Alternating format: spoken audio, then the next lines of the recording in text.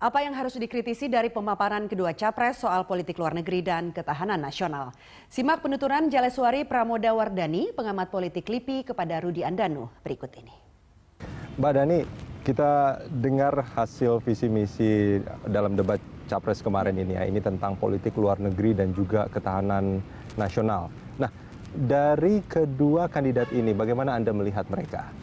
Iya, kalau kita melihat visi misi Pak Prabowo, kita melihat bahwa Pak Prabowo memulai dengan bahwa politik luar negeri Indonesia itu tergantung dengan situasi politik dalam negeri kita seperti apa.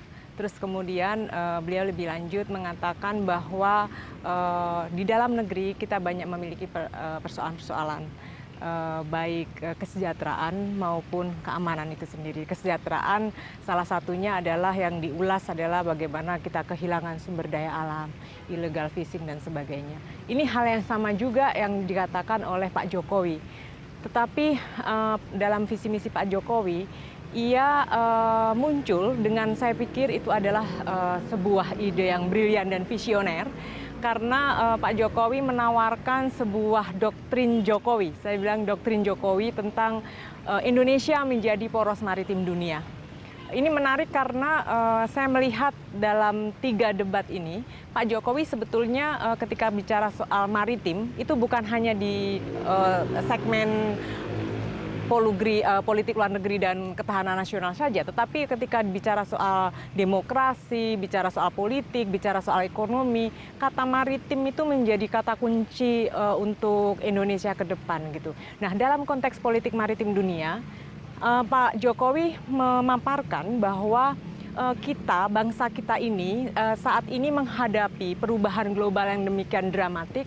Kalau dulu kita bicara soal senternya adalah Barat, sekarang bergeser ke timur.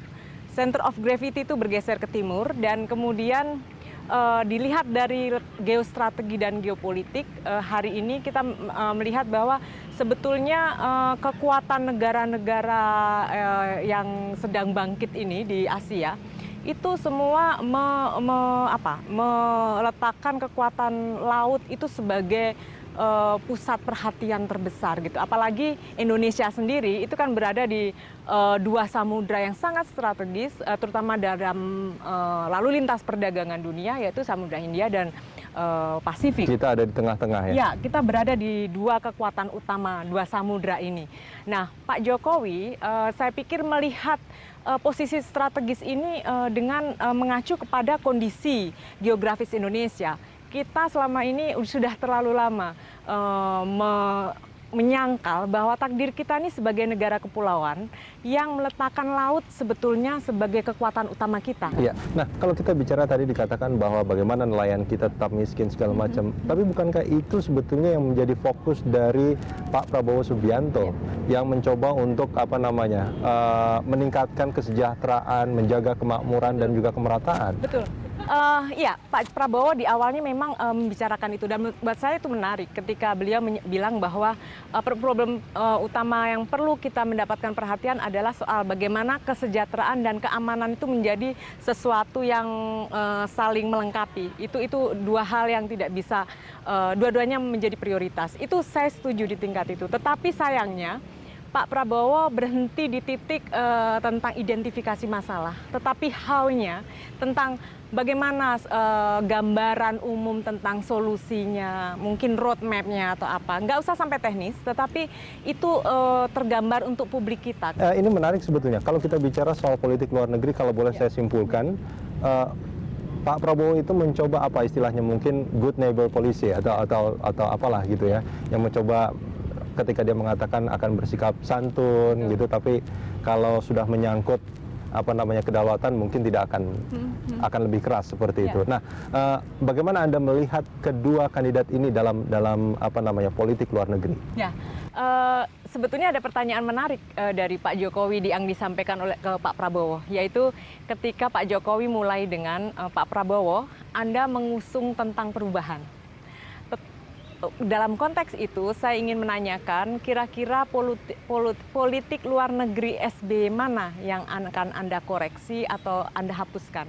Tetapi jawaban Pak Prabowo adalah ia akan melanjutkan soal konsep neighborhood, good neighbor dan segala macam itu. Saya pikir sebetulnya pertanyaan Pak Jokowi ini strategis karena memang ia ingin menanyakan bahwa bagaimana Anda menyikapi sebuah perubahan yang Anda tawarkan, sementara Pak Prabowo bicara akan melanjutkan gitu. Jadi sebetulnya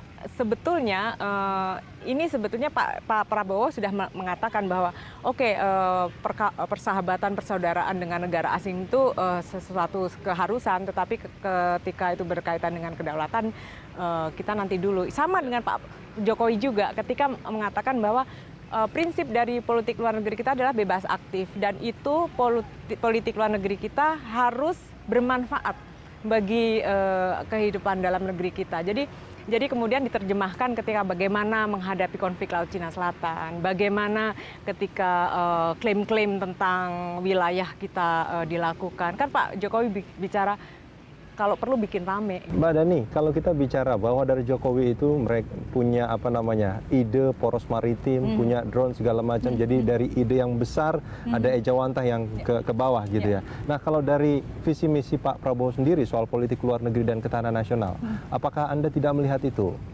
Saya melihat itu, artinya gini, Pak Prabowo juga memiliki visi misi yang baik juga gitu ya, tetapi ia tidak diikat oleh sebuah konsep yang terpadu gitu. Utuh gitu. Konsep utuh. Ya, saya mencoba memahami bahwa ini soal keterbatasan waktu dan sebagainya ya. Tetapi itu tadi ketika misalkan gini, saya membayangkan gini.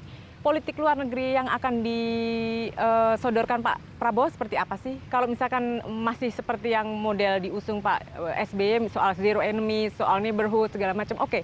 Itu kira-kira dalam definisi operasionalisasinya atau operasionalisasi konsepnya itu seperti apa gitu? Ya, itu yang tidak dijelaskan ya, dalam tadi. debat. Jadi kadangkala jadi terkesan seperti daftar keinginan. Ini saya ingin illegal fishing ini saya ingin.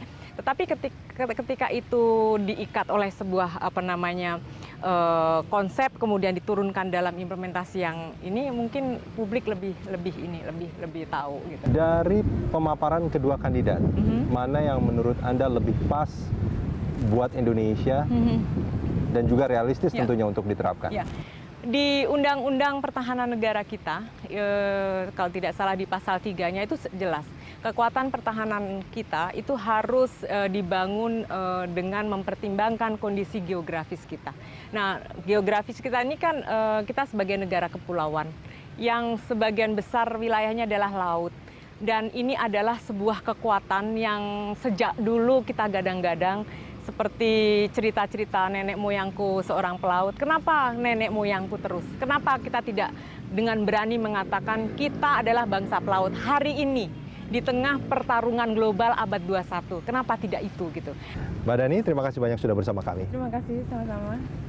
Ya, demikianlah perbincangan saya dengan Jaleswari Pramodawardhani. Saya Rudi Andanu untuk Let's Vote.